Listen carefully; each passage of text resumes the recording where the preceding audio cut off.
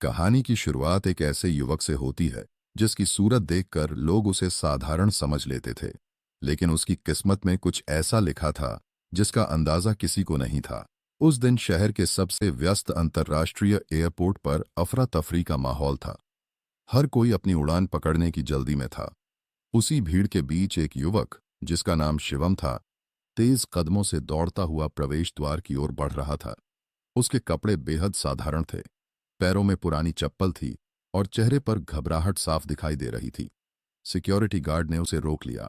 उसने टिकट दिखाने की कोशिश की, लेकिन टिकट उसके मैनेजर के पास अंदर रह गया था। शिवम बार बार समझाता रहा कि उसकी अमेरिका की फ्लाइट अगले कुछ ही मिनटों में उड़ने वाली है।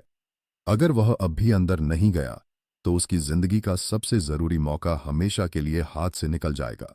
गार्ड ने उसकी बात सुनने के बजाय उसका मजाक उड़ाना शुरू कर दिया।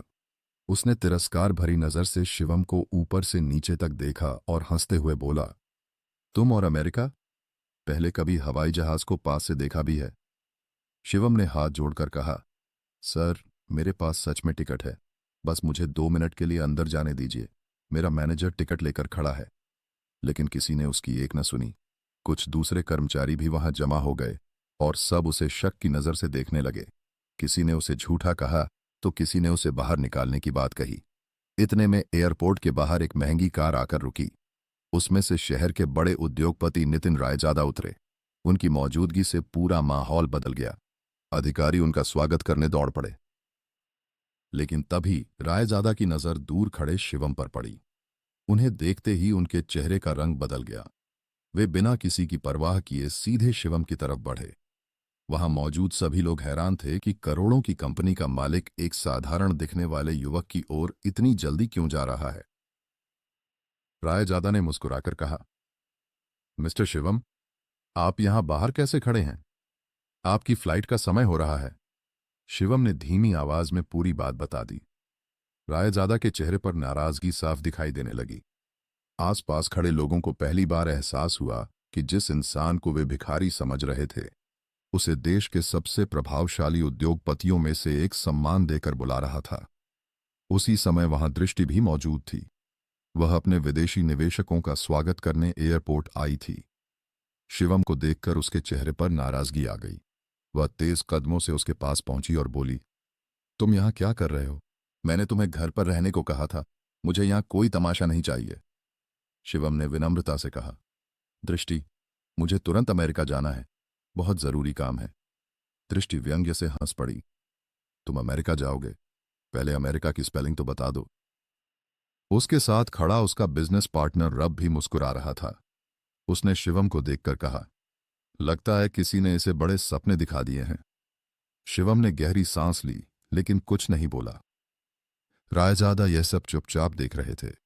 उन्होंने दृष्टि की तरफ देखकर कहा, आप शायद इन्हें पहचानती नहीं हैं।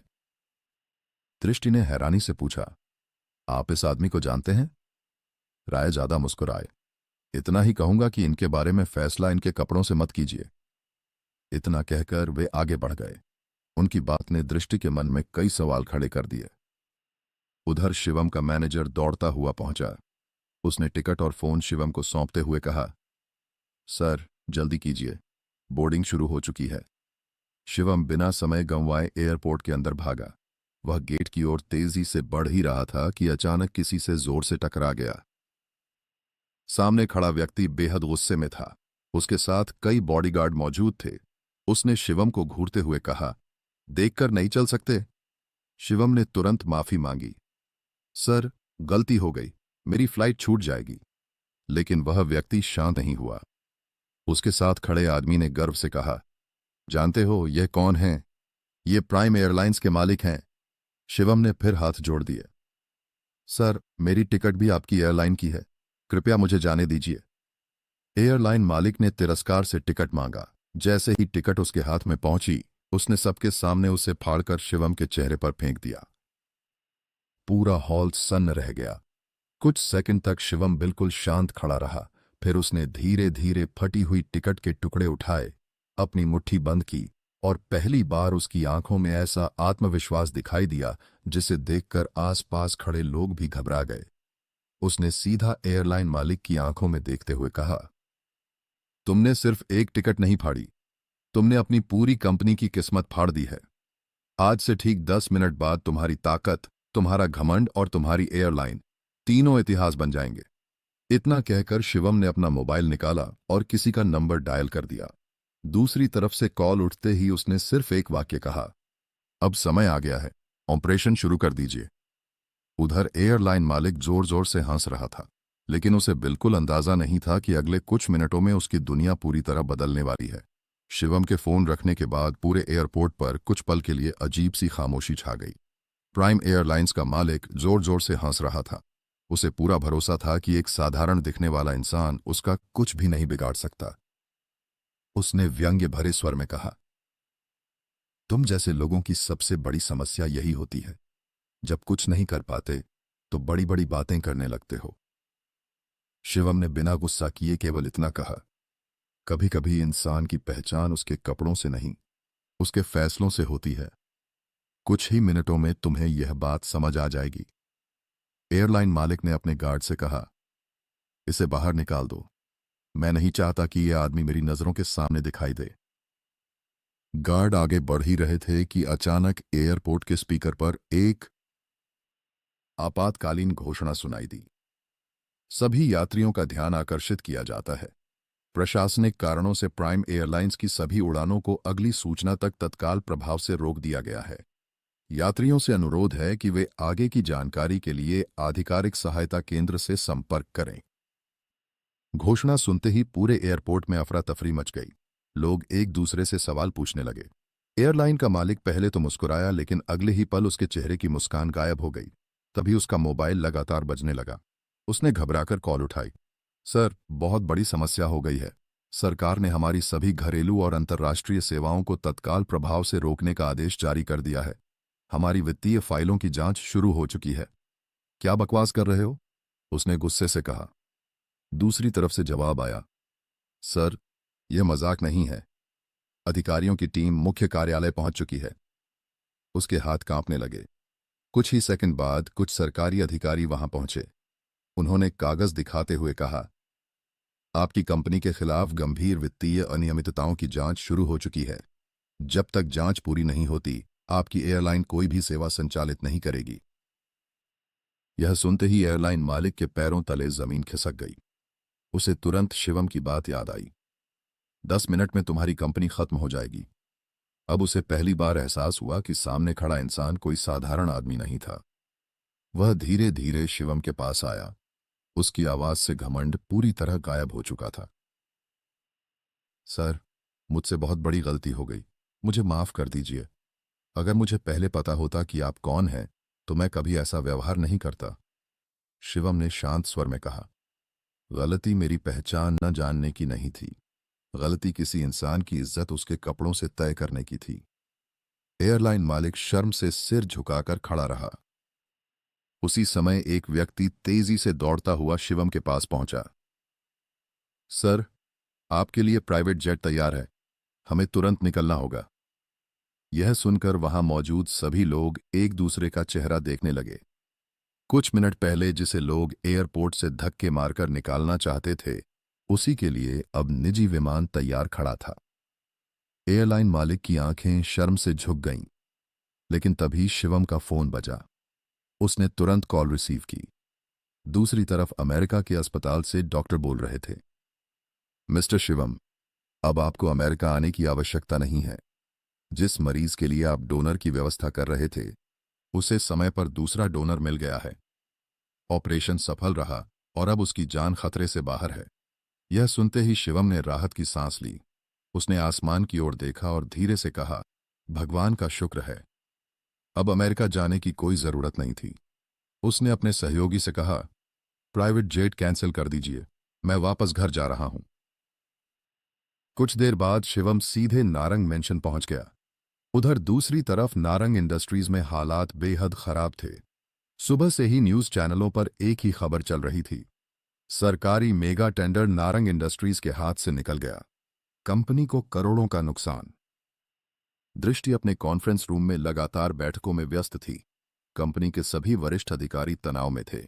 एक डायरेक्टर बोला, अगर अगले कुछ दिनों में कोई बड़ा निवेश नहीं मिला, तो हमारी कंपनी गंभीर आर्थिक संकट में पहुंच जाएगी। दूसरे अधिकारी ने कहा, कई निवेशकों ने अपने शेयर बेचने शुरू कर दिए हैं। दृष्टि चुपचाप सब सुन रही थी। उसकी आंखों के सामने अपने दादाजी की मेहनत घूम रही थी। उसने दृढ़ आवाज में कहा, यह कंपनी सिर्फ एक बिजनेस नहीं है, यह मेरे परिवार की पहचान है। मैं इसे किसी भी कीमत पर टूटने नहीं दूंगी। उसी समय शिवम रोज की तरह उसका लंच बॉक्स लेकर ऑफिस पहुंच गया। रिसेप्शन पर मौजूद कर्मचारी उसे देखकर मुस्कुराने लगे। किसी ने मजाक उड़ाया, किसी ने उसे घर जमाई कहकर चिढ़ाया, लेकिन शिवम हमेशा की तरह शांत रहा। उसने रिसेप्शनिस्ट से कहा, मुझे दृष्टि से तुरंत मिलना है। उत्तर मिला, मैडम बहुत जरूरी मीटिंग में है, मुझे सिर्फ 5 मिनट चाहिए। आज संभव नहीं है। लेकिन शिवम बिना हारे सीधे कॉन्फ्रेंस रूम की ओर बढ़ गया। दरवाजा खुलते ही सभी अधिकारी उसकी तरफ देखने लगे। आशव गुस्से से खड़ा हो गया। तुम्हारी हिम्मत कैसे हुई यहां आने की? यह कंपनी की बोर्ड मीटिंग है, कोई घर का ड्राइंग रूम नहीं। शिवम ने शांत स्वर में कहा, मैं सिर्फ कंपनी से जुड़ी एक जरूरी बात कहना चाहता हूं। ऋषभ ने सिक्योरिटी को बुलाते हुए कहा, इसे अभी बाहर निकालो। सिक्योरिटी आगे बढ़ी ही थी कि ऑफिस की वरिष्ठ कर्मचारी मिस वर्मा बीच में आ गईं। उन्होंने सख्त आवाज में कहा, रुक जाइए, यह कोई बाहरी आदमी नहीं है, ये मैडम के पति हैं। कमरे में अचानक सन्नाटा छा गया। दृष्टि कुछ पल तक शिवम को देखती रही। उसे समझ नहीं आ रहा था कि आखिर शिवम इतनी जिद क्यों कर रहा है।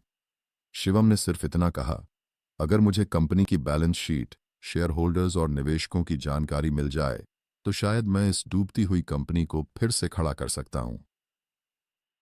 कमरे में बैठे सभी लोग एक साथ उसकी तरफ देखने लगे। ऋषभ भी हंस पड़ा।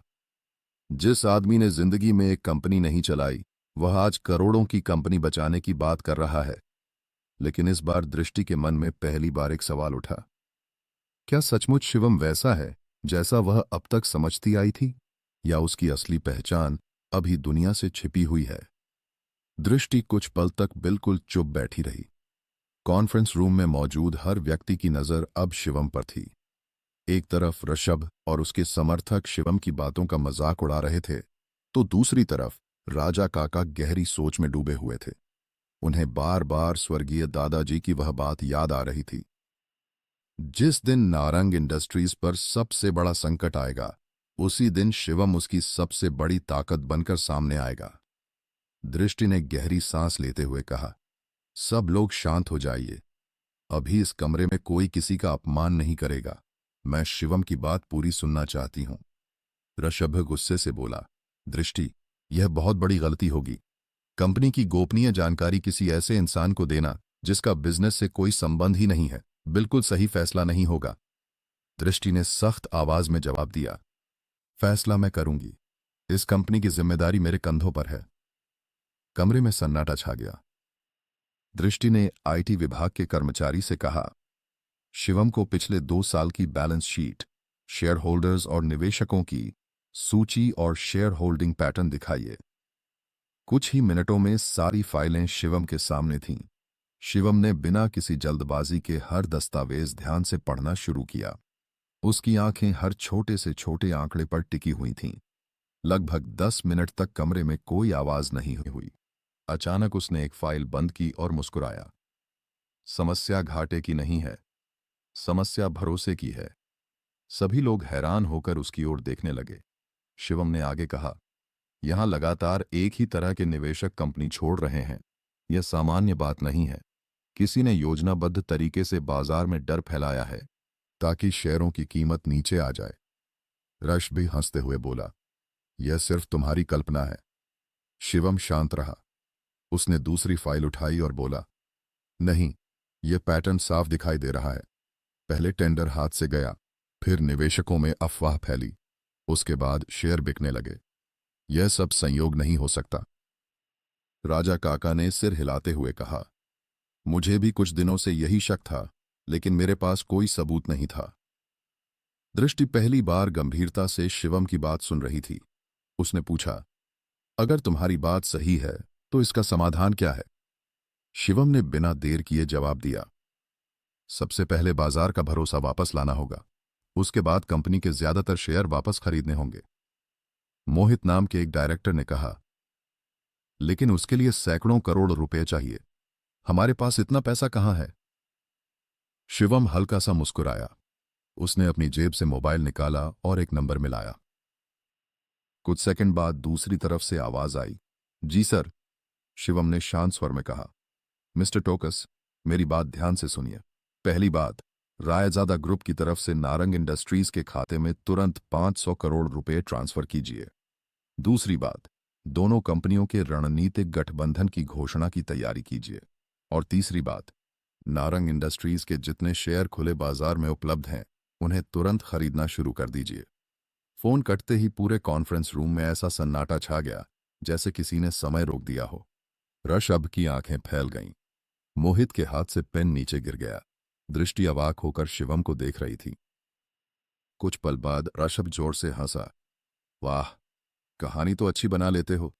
500 करोड़ रुपए ऐसे मांग रहे हो जैसे 500 रुपए हों। शिवम ने उसकी ओर देखा भी नहीं। करीब 2 मिनट बाद दृष्टि के सामने रखा लैपटॉप बीप करने लगा।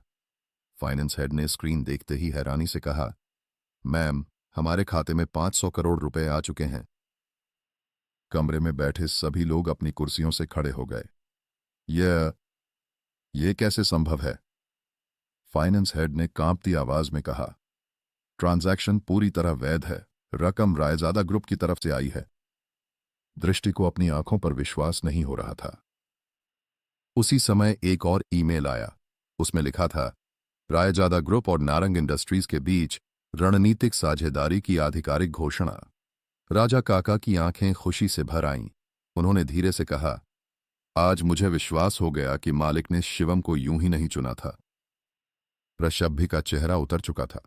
वह समझ नहीं पा रहा था कि जिस इंसान को वह हर दिन अपमानित करता था, उसके एक फोन पर देश का सबसे बड़ा उद्योग समूह कैसे खड़ा हो गया।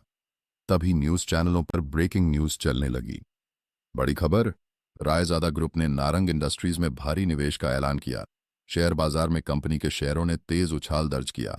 विशेषज्ञों का मानना है कि यह सौदा उद्योग जगत की सबसे बड़ी घटनाओं में से एक साबित हो सकता है। कुछ ही मिनटों में निवेशकों के फोन आने शुरू हो गए। जो लोग सुबह तक अपने शेयर बेच रहे थे, अब वही दोबारा निवेश करने की इच्छा जता रहे थे। का माहौल पूरी तरह बदल चुका था। दृष्टि धीरे धीरे शिवम के पास आई। उसकी आंखों में पहली बार घमंड नहीं बल्कि जिज्ञासा थी। उसने धीमी आवाज में पूछा, शिवम, आखिर तुम हो कौन? एक साधारण छोले कुलचे बेचने वाला लड़का यह सब कैसे कर सकता है? रायजादा ग्रुप तुम्हारी एक आवाज पर करोड़ों रुपये क्यों भेज देता है? शिवम कुछ पल मुस्कुराता रहा।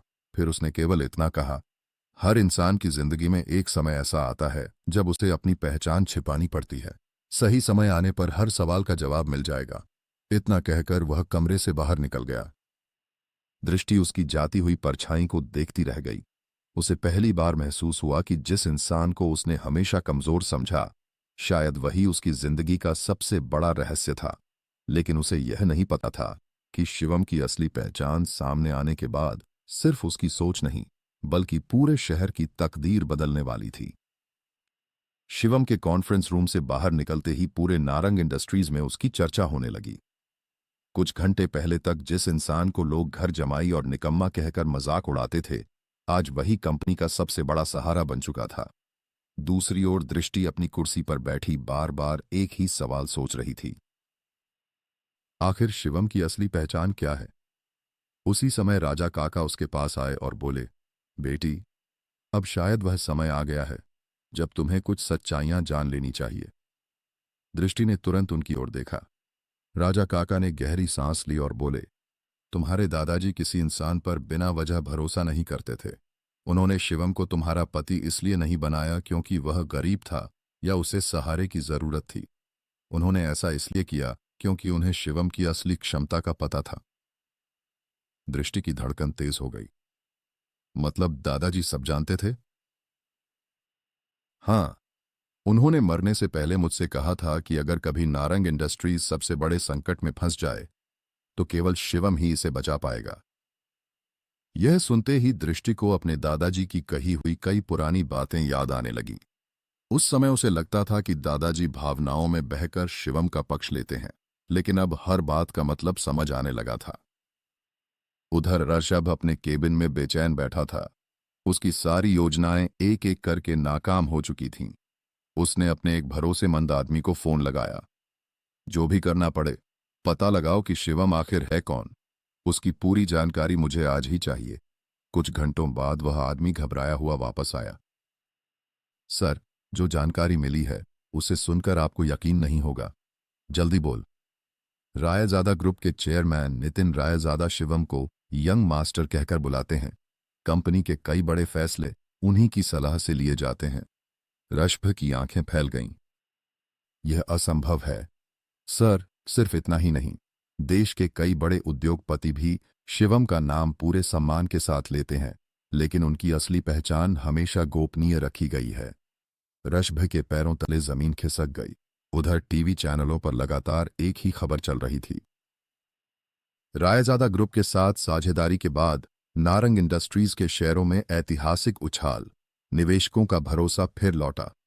दृष्टि पहली बार मुस्कुराई, लेकिन उसके मन में खुशी से ज्यादा पछतावा था। शाम को जब शिवम घर लौटा तो हमेशा की तरह चुपचाप अपने कमरे की ओर जाने लगा, लेकिन इस बार दृष्टि ने उसे रोक लिया। शिवम, मुझे तुमसे बात करनी है। शिवम रुक गया। कुछ पल दोनों के बीच खामोशी रही। फिर दृष्टि ने धीमी आवाज में कहा, मैंने तुम्हें हमेशा गलत समझा, तुम्हारा अपमान किया, तुम्हारी बातों पर कभी भरोसा नहीं किया, लेकिन आज मुझे एहसास हुआ कि गलती मेरी थी। शिवम हल्का सा मुस्कुराया। गलती इंसान से ही होती है। दृष्टि की आंखों में आंसू आ गए। क्या तुम मुझे माफ कर सकते हो? शिवम ने उसकी तरफ देखा और बोला, माफी वहीं मांगी जाती है जहां दिल में नफरत हो। मेरे मन में तुम्हारे लिए कभी नफरत थी ही नहीं। दृष्टि की आंखों से आंसू बहने लगे। उसी समय शिवम का फोन बजा। दूसरी तरफ नितिन रायजादा थे। यंग मास्टर, आपकी योजना पूरी तरह सफल रही। कंपनी अब सुरक्षित है, लेकिन एक और बड़ी खबर है। जिन लोगों ने नारंग इंडस्ट्रीज के खिलाफ साजिश रची थी, उनके सबूत मिल गए हैं। शिवम ने शांत स्वर में कहा, कानून अपना काम करेगा। किसी निर्दोष को तकलीफ नहीं होनी चाहिए। अगले ही दिन आर्थिक अपराध शाखा ने कई लोगों से पूछताछ शुरू कर दी। जांच में यह सामने आया कि नारंग इंडस्ट्रीज के खिलाफ झूठी अफवाहें फैलाकर उसके शेयर गिराने की कोशिश की गई थी। इस पूरे खेल के पीछे कई बड़े कारोबारी जुड़े हुए थे। अर्शभी का नाम भी जांच में सामने आया। जब पुलिस उसके ऑफिस पहुंची तो उसका घमंड पूरी तरह टूट चुका था। दृष्टि ने दूर खड़े होकर यह सब देखा। उसे समझ आ गया कि लालच और धोखे का अंत हमेशा बुरा होता है। कुछ दिनों बाद नारंग इंडस्ट्रीज पहले से भी अधिक मजबूत होकर खड़ी हो चुकी थी। कंपनी को नए अंतर्राष्ट्रीय प्रोजेक्ट मिलने लगे। कर्मचारियों के चेहरों पर फिर से मुस्कान लौट आई। एक शाम राजा काका ने शिवम से पूछा, अब तो सबको अपनी असली पहचान बता दीजिए। शिवम मुस्कुराया, पहचान नाम से नहीं, कर्म से बनती है। अगर लोग मुझे मेरे काम से याद रखें, वही मेरे लिए सबसे बड़ी पहचान होगी। राजा काका गर्व से मुस्कुरा उठे। दृष्टि कुछ दूरी पर खड़ी यह सब सुन रही थी। आज पहली बार उसे अपने दादाजी की दूरदर्शिता पर गर्व महसूस हुआ। जिस युवक को दुनिया ने गरीब समझकर ठुकराया था, वही सबसे कठिन समय में सबका सबसे बड़ा सहारा बन गया। उस दिन दृष्टि ने मन ही मन एक फैसला किया। अब वह शिवम को उसके कपड़ों या उसके अतीत से नहीं, बल्कि उसके चरित्र और उसके कर्मों से पहचानेगी। कहानी हमें यही सिखाती है कि किसी इंसान की असली कीमत उसके पहनावे, दौलत या बाहरी रूप से नहीं आंकी जा सकती। कई बार सबसे साधारण दिखने वाला व्यक्ति ही सबसे असाधारण होता है। इसलिए कभी भी किसी की परिस्थितियों को देखकर उसका सम्मान कम मत कीजिए, क्योंकि समय बदलते देर नहीं लगती और वही इंसान एक दिन आपकी पूरी दुनिया बदल सकता है।